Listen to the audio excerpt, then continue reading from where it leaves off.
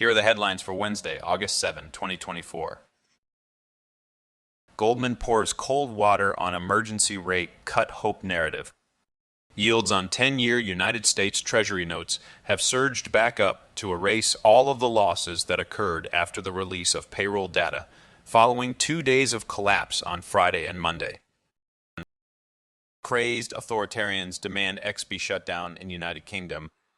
The United Kingdom is experiencing civil unrest after riots broke out, in response to the killing of 3 young girls by the 17-year-old son of Rwandan immigrants in Southport. The government and media have blamed the anger on misinformation shared on social media platform X, formerly known as Twitter, rather than addressing the underlying issues of mass migration that have been causing resentment and rage among working-class people for years. In response to the disorder, authoritarians are calling for X to be shut down completely in the United Kingdom, with some suggesting that the government could geo-restrict access to the platform or ban it from app stores. Airbnb shares plunge on slowing United States demand as consumer downturn worsens.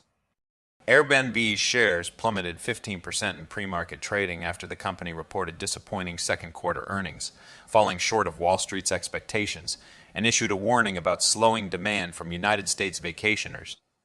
The development comes amid rising recession risks in the United States, with the consumer downturn worsening for the working poor and middle class due to elevated inflation and high interest rate. Airbnb warned that it is seeing shorter booking lead times globally and some signs of slowing demand from United States guests. Bookings increased 8.7% in the second quarter to 125.1 million, missing analysts' estimates of 126.33 million. The company expects sequential moderation of booking growth in the third quarter. Knives for Netflix. The unusual proposal by German police union chief to reduce crime. German police union chief Jochen Kopelke has proposed offering substantial rewards to individuals who hand in knives, including a year's subscription to the Netflix streaming service, in an effort to tackle rising knife crime in German cities. The proposal comes as surgeons at Berlin's University Hospital report treating more victims of knife crime in the first half of this year than they did in all of 2023, with injuries becoming increasingly serious and often inflicted by larger knives. According to Interior Ministry data, foreign nationals are disproportionately represented in crime statistics, accounting for 41% of all crime suspects in 2023, despite comprising only 15% of the population. Israel lobby takes out second squad member as Cori Bush loses primary. Progressive Democratic Representative Cori Bush lost her primary challenge to Steve Lewis County Prosecutor Wesley Bell, marking the second ouster of a progressive squad member in 6 weeks due to huge spending by pro-Israel group. The American-Israel Public Affairs Committee spent almost $9 million on Bell's behalf, helping him secure 51.2% of the vote to Bush's 45.6%. This outcome is part of a broader trend, with IPAC pouring millions into campaigns to support candidates who align with its agenda and oust those critical of Israel. Futures soar, yields and oil jump after Bank of Japan capitulation nukes. Yen restarts carry trade. The auction cycle in the United States continues with a $42 billion 10-year new issue sale, following a good result for Tuesday's $58 billion 3-year note sale. It ends Thursday with a $25 billion 30-year bond sale. Meanwhile, oil prices have advanced, with West Texas Intermediate rising 0.8% to trade near $73.80 per barrel. Spot gold is steady around $2,393 per ounce. Bitcoin has added 1.7% in value. Capitulation, yen plunges. Nikkei soars after Bank of Japan's Ushida says, will not raise rates when markets are unstable. The Bank of Japan's recent decision to hike interest rates by 25 basis points in a slowing, deflating economy has been reversed due to the catastrophic consequences it had on the Japanese stock market. The BOJ's Deputy Governor Shinichi Uchida has admitted that the bank needs to maintain monetary easing with the current policy interest rate for the time being, and will refrain from raising interest rates when financial and capital markets are unstable. This decision comes after the Japanese stock market crashed by more than 6%, with the Nikkei index experiencing its biggest point drop in history. The BOJ's attempt to renormalize policy has ended, and it is now expected that the carry trade will be put back on, leading to a surge in U.S. stocks. Novo shares drop most in 2 years on disappointing Ozempic and Wegovy misses. Novo Nordisk shares fell by 7.7% in Copenhagen after the pharmaceutical giant reported underwhelming second-quarter sales for its Wegovy anti-obesity drug. The company's chief financial officer attributed the revenue pressure to higher-than-expected price concessions to United States pharmacy benefits managers, calling it a one-off factor. Novo Nordisk adjusted its full-year outlook, lowering its profit guidance while raising its sales outlook for the year. Weathering the storm, experts weigh in on recession preparation. A sharp decline in stocks occurred Monday as investors worldwide felt the impacts of last week's dismal jobs report, increasing fears of a potential recession. The weaker-than-expected jobs report triggered the market meltdown, with employers hiring 114,000 workers last month, far less than projected. Japan's main Nikkei 225 stock index experienced a dramatic decline of more than 12%, marking its worst trading day since the Black Monday crash of 1987. Financial analysts suggest that these indicators point to a recession and advise Americans to focus on proactive financial planning, debt management, and prudent investment strategies such as paying off high-interest debt and using balance transfer credit cards or consolidation loans to lower interest rates and streamline repayment. Xi Jinping turns China into a fortress economy to withstand external shocks, report. The Chinese Communist Party is implementing an economic strategy aimed at bolstering national self-sufficiency and resilience against external shocks, including geopolitical conflicts and global pandemics. The approach, known as a fortress economy, seeks to reduce China's dependency on foreign markets and enhance domestic economic capabilities by fostering robust internal economic activity. This shift in strategy has been prompted by rising tensions between the United States and China, the Russian invasion of Ukraine, and the disruptions caused by the COVID-19 pandemic. The fortress economy concept encompasses several critical areas, including food and energy security, supply chain robustness, civil defense mobilization, and the development of strategic reserve infrastructure. Zelensky taunts the West as too concerned about escalation of war. Ukraine's leader, Volodymyr Zelensky, is pushing the West to escalate its involvement in the conflict with Russia, despite concerns about potential consequences. Zelensky has called for NATO countries to establish a no-fly zone over Ukraine, which would require them to shoot down Russian planes and missiles, but this proposal has been met with reluctance from Western nations. Russia has threatened to take direct action against Western backers of Ukraine if they become more involved in the conflict, and any escalation could lead to a global war. Zelensky's government is considering technical possibilities for neighboring countries to use military aircraft against Russian missiles that strike Ukraine, which could further inflame tensions. World Health Organization director considers declaring public health emergency over Mpox virus outbreak. The World Health Organization's Director General is considering declaring an emergency for Mpox, also known as monkeypox, amid an outbreak in Africa that has been detected in 10 countries this year. The organization's Director General, Tedros Adhanom Ghebreyesus, stated that more funding and support are needed for a comprehensive response to the outbreak. Mpox primarily spreads via sexual contact between men, but nearly 70% of cases in Congo are affecting children younger than 15. There have been an estimated 14,250 cases so far this year, with 456 deaths reported. The Africa Centers for Disease Control and Prevention has expressed concern over the rapid spread of the virus, which can cause symptoms such as skin rash, swollen lymph nodes, and general malaise.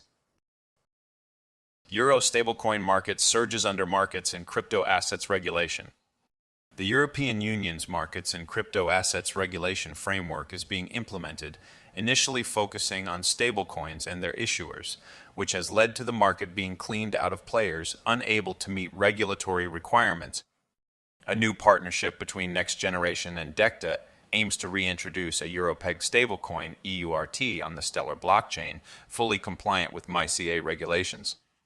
The absence of a regulatory framework previously led to the suspension of this project, but under MyCA, stablecoins are classified as electronic money tokens, necessitating issuers to possess an EMI license or be a credit institution.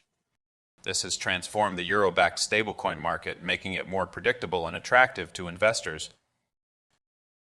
Capitulation, washed-out trades, and erratic markets. The VIX 3-month VIX ratio reached extreme levels during the recent decline in equities, but things may be stabilizing after a period of capitulation, although the situation still feels unstable. Russia's Arctic energy expansion, a geopolitical and economic gambit. Russian state-owned oil company Rosneft is developing the East Pronovozhmelsky 1 license area in the Arctic, which includes several hydrocarbon fields close to the northern sea route. The Vostok oil project in Russia's far north is also underway, with an estimated 6 billion metric tons of liquid hydrocarbon reserves. This drive into the Arctic for gas and oil is part of Russia and China's efforts to subvert the United States' dollar-based hegemony in the energy market. Rosneft Chief Executive Officer Igor Sechin has stated that exploration at the Vostok oil project will create a new oil and gas province on Siberia's Taymyr Peninsula. Additionally, Novatek's Chief Executive Officer Leonid Michelson has considered selling to China denominated in renminbi as part of efforts to switch away from United States dollar-centric oil and gas trading. British Prime Minister, a standing army of riot police is on hand to deal with far-right thuggery. British Prime Minister Keir Starmer announced that there will be a standing army of riot police ready to combat violent protests in the streets, which he attributed to the far right. The move comes after days of protests over the brutal murder of 3 young girls by the son of immigrant parents from Rwanda in East Africa. Starmer stated that any attacks on mosques or Muslim communities will not be tolerated, and the full force of the law will be visited on those who participate in such activities. However, Elon Musk responded to Starmer's comments, saying that he should be concerned about attacks on all communities, prompting accusations of two-tier policing and sparking a debate over free speech and the right to protest. Latin America and Southern Europe are global beer hotspots. International Beer Day is celebrated on the first Friday of August in bars and pubs around the world. According to Statista data, Latin American countries have the highest share of regular beer drinkers, with Mexico leading at 53%. Southern Europe also has a high propensity for regular beer consumption, while Asia has a lower share, with China and South Korea tied at 41%. Countries like Malaysia and Indonesia have low shares due to religious practices that consider alcohol forbidden. Germany, Ireland, and the United Kingdom have average shares of around 35%. Bipartisan House legislation aims to counter China's investment in Africa. A bipartisan group of House lawmakers introduced the Stopping PRC Environmental Exploitation and Degradation Act, aimed at countering Communist China's malign activities in Africa, particularly under Beijing's Belt and Road Initiative.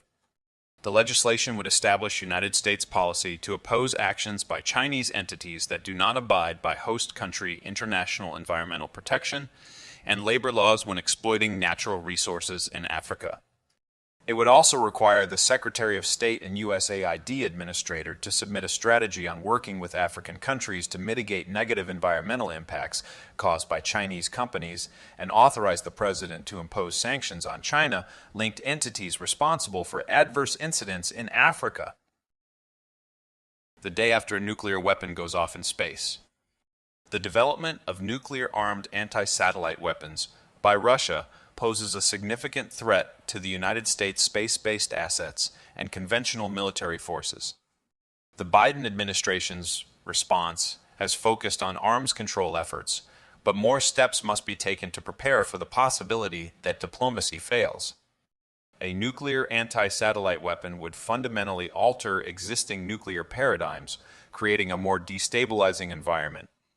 To counter this threat, the United States should develop the ability of conventional military forces to operate without access to satellites, including wargaming and live exercises, aimed at training pilots, air crews, and commanders to conduct operations in a denied space environment. These are the most dangerous jobs in the United States. According to the United States Bureau of Labor Statistics, there were 5,486 fatal work injuries in 2022, resulting in a worker dying every 96 minutes from a work-related injury. The occupations with the highest rates of fatal work injuries per 100,000 full-time workers included logging, fishing and hunting, roofing, waste collection, transportation incidents, and agriculture. Many of these jobs involve significant physical labor and hazardous environments, often in isolated areas with limited access to emergency medical attention. The Trump assassination attempt and the Kennedy connection. The Secret Service's failure to protect Donald Trump from an assassination attempt at a rally in Pennsylvania is inexcusable, given its $3 billion yearly budget and extensive resources. The agency's management ineptitude has been exposed, and it ranks near the bottom among government agencies as a place to work. A probe by the House of Representatives may not be effective in getting to the truth, but former Secret Service Director Kimberly Cheadle could potentially come clean about any malfeasance or conspiracy, which could lead to accountability for those involved. The post-coup political violence in Bangladesh bodes ill for its future direction. The resignation of Bangladeshi Prime Minister Sheikh Hasina was followed by a spree of political violence, including the takeover of parliament, looting of former ruling party offices, and attacks on minority Hindus. Symbols of Bangladesh's founding father, Sheikh Mujibur Rahman, were also targeted, with vandalism against his statues and murals, as well as the burning of his memorial museum in the capital. The attack on these symbols suggests that radical anti-state forces, possibly linked to the Bangladesh Nationalist Party and its allies, are involved, which could lead to further unrest and potentially destabilize the country's relations with India.